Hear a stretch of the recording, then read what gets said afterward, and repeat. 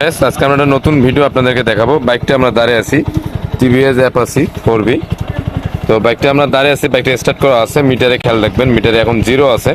তো এটার জন্য বাইকের যে ওনার ছিল উনি খুব ভয় পাইছিল ফোনটা ধরেন।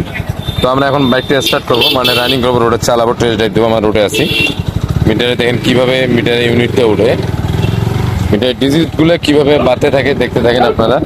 দেখা যায় স্পষ্ট, দেখেন অলরেডি 160 উঠে গেছে, কিন্তু স্পিড অনলি 4 গিয়ার, মানে সর্বোচ্চ কত 25-30 থাকতে পারে, তাই না? সেটা এখন আমরা 25-30 স্পিডে বাইক চালাচ্ছি, কিন্তু মূলত মিটারে দেখেন 160 উঠে গেছে।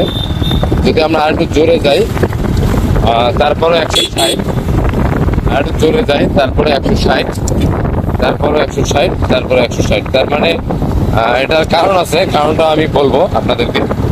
তো এটা নিয়ে অনেকেই চিন্তা করেন, অনেকেই, হ্যাঁ, অনেকেই একটু উপরে ধরেন ফোনটা, হ্যাঁ এটা ঘুরে গাড়িটা। তো এটা নিয়ে অনেকে চিন্তা করেন যে আসলে আমার বাইকটা হঠাৎ এরকম হলো কেন, আর এটা চিন্তা হওয়ার স্বাভাবিক। তো মূলত মিটার এরকম হওয়ার দুটো কারণ থাকে। একটা হচ্ছে স্পিড সেন্সর যদি আপনার নষ্ট হয়ে যায়, সেক্ষেত্রে আপনার 160 স্পিড উঠতে পারে। আর আরেকটা কারণ হচ্ছে যদি আপনার মিটার ড্যামেজ হয়ে যায়, সেক্ষেত্রেও আপনার এটা হতে পারে।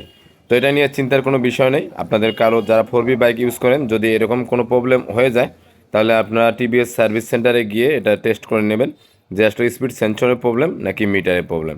সবাই ভালো থাকবেন। আর যারা নতুন, আমার পেজটা ফলো দিবেন, সাথে থাকবেন, লাইক কমেন্ট শেয়ার করবেন। Safe drive, safe life. মানে ওয়ারেন্টি বই দেখতে হবে যে ওয়ারেন্টি আছে কিনা। যদি ওয়ারেন্টির আওতায় থাকে তাহলে কোম্পানি এটা ফ্রি দেবে, আর যদি ওয়ারেন্টির আওতায় না থাকে তাহলে এটা বাইকের যে ওনার আছে ওনাকে ডোনেট করতে হবে। আর মিটারটার অনেক টাকা প্রাইস, প্রায় 18,000 19,000 টাকা সামথিং।